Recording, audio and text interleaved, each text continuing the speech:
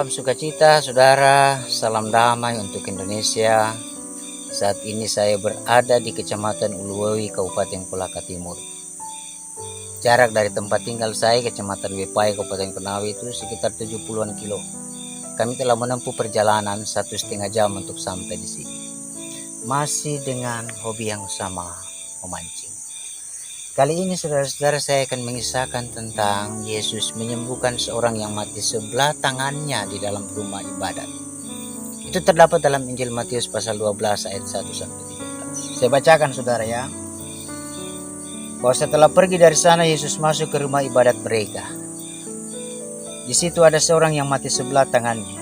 Mereka bertanya kepadanya, "Bolehkah menyembuhkan orang pada hari Sabat?" Maksud mereka ialah supaya dapat mempersalahkan Yesus. Tapi Yesus berkata kepada mereka, "Jika seorang dari antara kamu mempunyai seekor domba dan domba itu terjatuh ke dalam lubang pada hari Sabat, tidakkah ia akan menangkapnya dan mengeluarkan? Bukankah manusia jauh lebih berharga daripada domba? Karena itu boleh berbuat baik kepada hari Sabat." Lalu kata Yesus kepada orang itu, "Ulurkanlah tangan." Dan ia mengulurkan tangannya. Maka pulihlah tangannya itu dan menjadi sehat seperti tangannya yang lain. Demikian firman Tuhan ini saya bacakan untuk kita saudara. Ada dua pelajaran yang dapat kita maknai dari peristiwa ini. Yesus masuk dalam rumah ibadat pada hari Sabat bersama-sama dengan orang-orang yang ada di situ, dan Yesus melihat di antara banyak orang itu ada orang yang mati sebelah tangannya. Tidak dikatakan di Alkitab tadi apakah tangan yang kiri atau tangan yang kanan. Yang pasti bahwa mati sebelah tangannya. Kalau mati sebelah berarti sulit bergerak. Kalau tangan kirinya berarti hanya gini. Tangan kanannya berarti dia hanya gini. Itu berarti saudara-saudara tentu postur tubuh orang ini berbeda dengan orang-orang yang lain.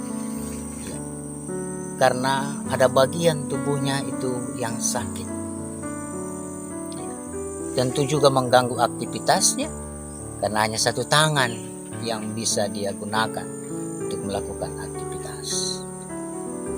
Nah, sehingga saudara, orang berkata kepada Yesus, "Bolehkah menyembuhkan orang pada hari Sabat?" Yesus kemudian mengumpamakan, "Kalau di antara kamu ada seekor dombamu yang jatuh ke lubang, apakah kamu akan mengeluarkannya atau tunggu hari esok baru mengeluarkannya? Tentu kalau pada hari esok tentu sudah mati." Sehingga Yesus berkata, "Bukankah manusia jauh lebih berharga daripada domba? Karena itu boleh berbuat baik pada hari Sabat." Pelajaran pertama saudara-saudara, bahwa cara kerja Allah Yesus tidak dapat dibatasi oleh waktu manusia. Tidak dapat dibatasi oleh ruang manusia, jangkauan pikiran manusia.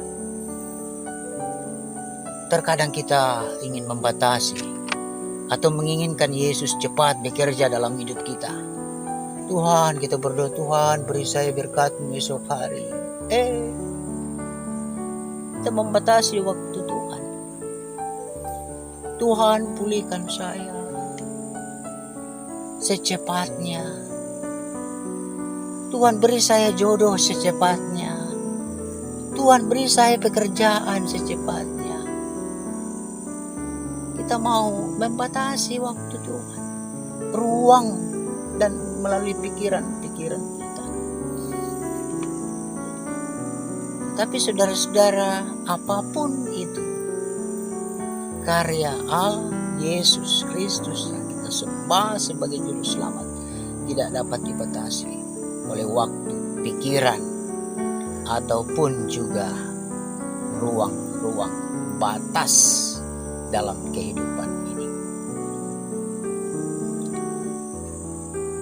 Ia melihat kebutuhan yang paling penting dalam hidup kita, dan di sana ia bekerja menyatakan karyanya. Kebutuhan yang sangat penting pada saat itu saudara-saudara, ia harus menyembuhkan seorang yang mati sebelah tangannya.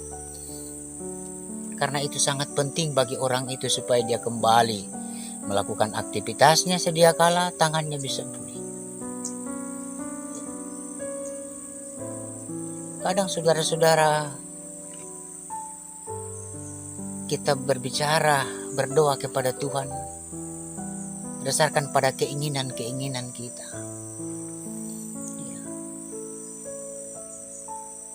Kita melihat pada jangkauan-jangkauan pikiran-pikiran kita saja. Kita tidak memberikan ruang dan waktu untuk Yesus bekerja dalam hidup kita, melalui sikap hidup kita.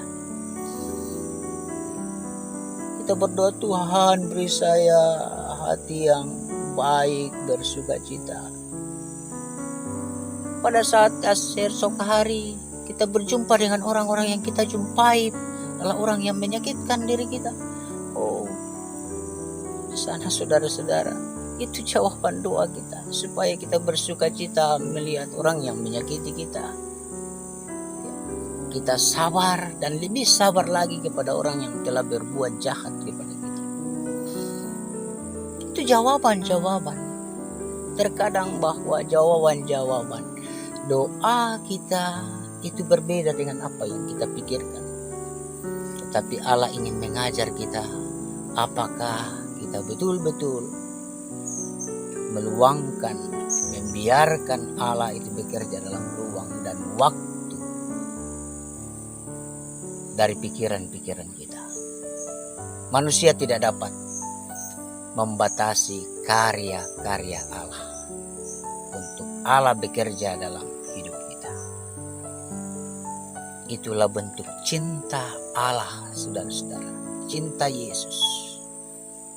Kita cenderung berkata, aku cinta, aku cinta, aku cinta. Tetapi kita benci.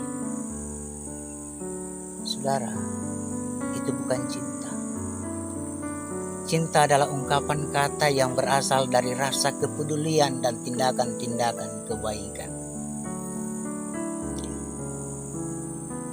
Kalau kita merasa peduli dan kemudian ada tindakan-tindakan kebaikan di sana, itulah cinta. Yang kedua, saudara-saudara, Yesus berkata kepada orang yang mati sebelah tangannya, ulurkanlah tanganmu. Saudara, kalau kita ada dalam situasi itu, ada orang yang datang pada kita, langsung dia katakan, ulurkanlah tangan. Apakah kita mau ulurkan tangan kita? Dalam pikiran kita, mana mungkin saya mengulurkan tanganku ini? Oh, sudah tahu, sudah lama mati sebelah.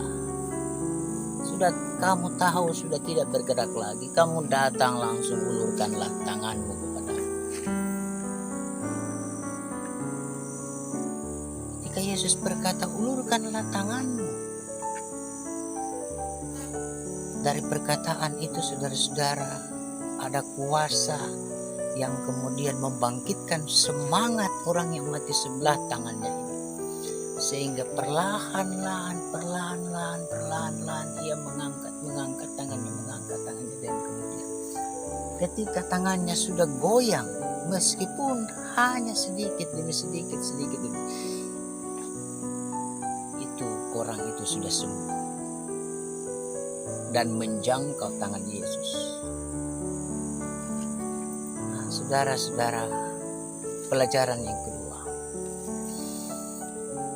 terkadang Yesus juga berbicara kepada kita untuk kita aktif, untuk kita bergerak maju ke depan. Meskipun mungkin tantangannya sulit, meskipun dalam pikiran kita tidak mampu untuk di sana, tetapi Yesus berkata, ulurkanlah tanganmu, beranilah, semangatlah, bahagialah, bersukacitalah. Meskipun sulit bagi kita, tetapi perlahan demi perlahan, Yesus menaruh kuasanya atas kehidupan kita. Dalam perkataannya, ulurkanlah tangan. Nah, saudara, banyak orang yang mau menginginkan dirinya menjadi besar, sukses.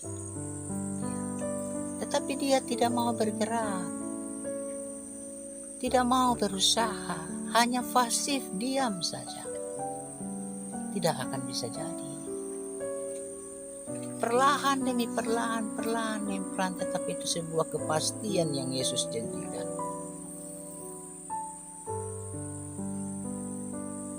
Nah, saudara-saudara, demikianlah renungan kita pada hari ini di Kecamatan Uluwoi, Kabupaten Kolaka Timur. Salam sukacita, salam damai untuk Indonesia dan Shalom.